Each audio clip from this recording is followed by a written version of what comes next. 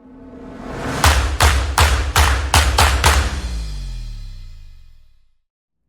everyone, I'm Bita Delisi, and in this video we're going to talk about, can a landlord go after a tenant after they move out of the rental unit? This is a very overwhelming question that we get asked at least daily.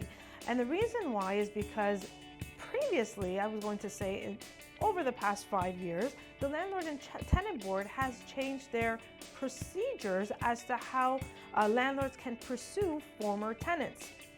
Prior to, I'm going to say about 2022, a landlord would have to pursue former tenants through the small claims court.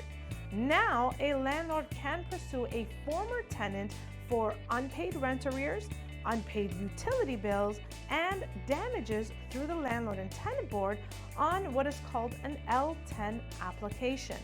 What the landlord would have to do is make sure that they have the appropriate documentary evidence to file this application and have their position advocated at the Landlord and Tenant Board.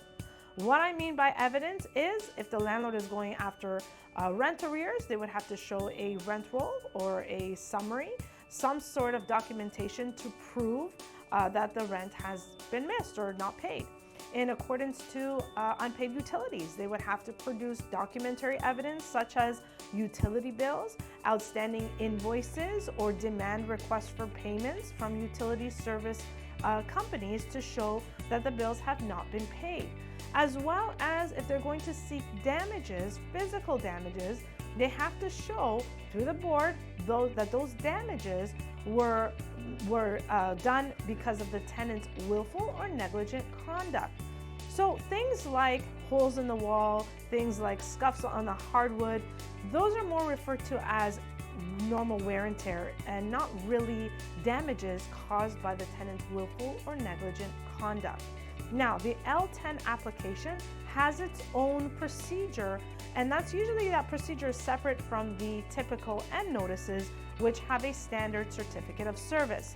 The landlord will have to know where that former tenant currently resides in order to serve them with the application and the hearing notice. I hope you found this video informative. If you have any questions, call us first.